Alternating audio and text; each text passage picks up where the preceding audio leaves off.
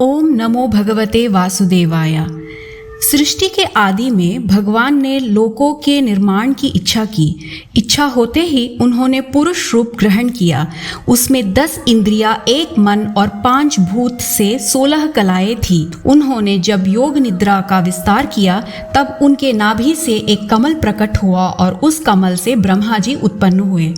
भगवान के उस विराट रूप के अंगों में समस्त लोकों की कल्पना की गई है। भगवान का वह रूप हजारों पैर, भुजाएं और मुखों के कारण अत्यंत विलक्षण है। भगवान का यही पुरुष रूप, जिसे नारायण कहते हैं, अनेक अवतारों का अक्षय कोश है।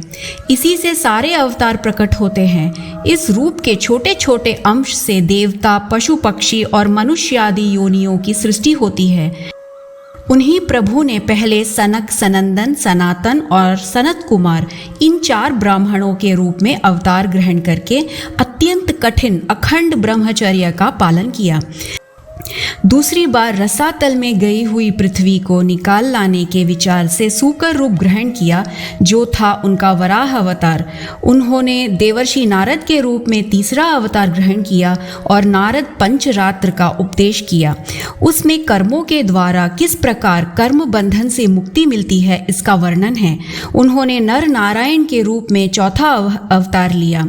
इस अवतार में उन्होंने ऋषि बनकर मन और इंद्रियों का सर्वथा संयम करके बड़ी कठिन तपस्या की। 5वें अवतार में सिद्धों के स्वामी कपिल के रूप में प्रकट हुए और तत्वों का निर्णय करने वाले सांख्य शास्त्र का, जो समय के साथ लुप्त हो गया था, आसुरी नामक ब्राह्मण को उपदेश किया।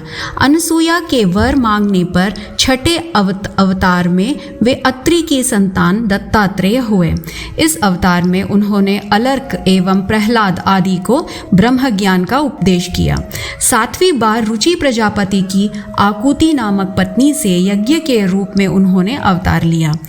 राजा नाभि की पत्नी मेरु देवी के गर्भ से ऋषभ देव के रूप में भगवान ने 8वां अवतार ग्रहण किया। इस रूप में उन्होंने परमहंसों का वह मार्ग, जो सभी आश्रमियों के लिए वंदनीय है, दिखाया। 9वीं बार वे राजा पृथु के रूप में अवतीर्ण हुए। इस अवतार में उन्होंने पृथ्वी से समस्त औषधियों का दोहन किया था। चाक्षुष मनवंतर के अंत में जब सारी त्रिलोकी समुद्र में डूब रही थी, तब उन्होंने मत्स्य के रूप में 10वां अवतार ग्रहण किया और पृथ्वी रूपी नौका पर बैठाकर अगले मनवंतर के अधिपति वैवस्वत मनु की रक्षा की। जिस समय देवता और दैत्य समुद्र मंथन कर रहे थे, उस समय 11वां अवतार धारण करके कच्छप रूप से भगवान ने मंदराल को अपनी पीठ पर धारण किया। 12वीं बार धन्वंतरी के रूप में अमृत लेकर समुद्र से प्रकट हुए और 13वीं बार मोहिनी रूप धारण करके दैत्यों को मोहित करते हुए देवताओं को अमृत पिलाया।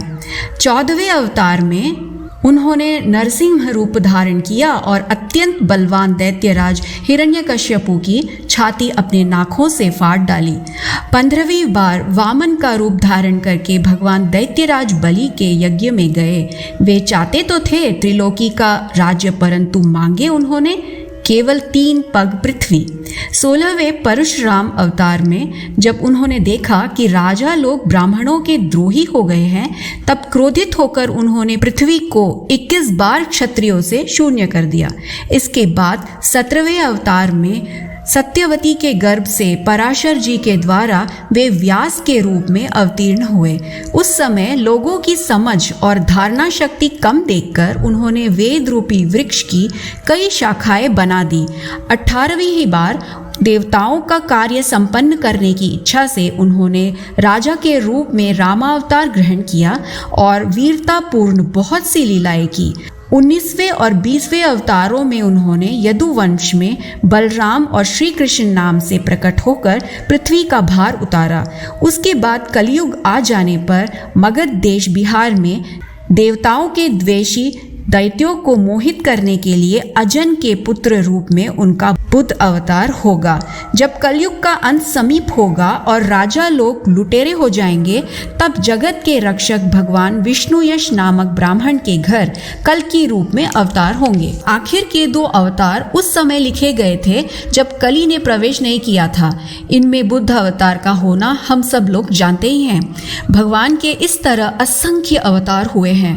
ऋषि मुनि देवता और जितने भी महान शक्तिशाली हैं, वे सब के सब भगवान के ही अंश हैं। ये सब तो भगवान के अंशावतार अथवा कलावतार हैं, परंतु भगवान श्री कृष्ण तो स्वयं भगवान ही हैं। जो मनुष्य एकाग्र चित्त से नियम पूर्वक इन दिव्य जन्मों की कथा का पाठ करता है, वह सब दुखों से छूट जाता है। तो आज के वीडियो में बस इतना ही। आपसे पुनः भेंट होगी भागवत की अगली कथा के साथ। तब तक के लिए ये जानकारी आपको कैसी लगी, ये हमें कमेंट बॉक्स में लिखकर जरूर बताइएगा। हरे कृष्ण।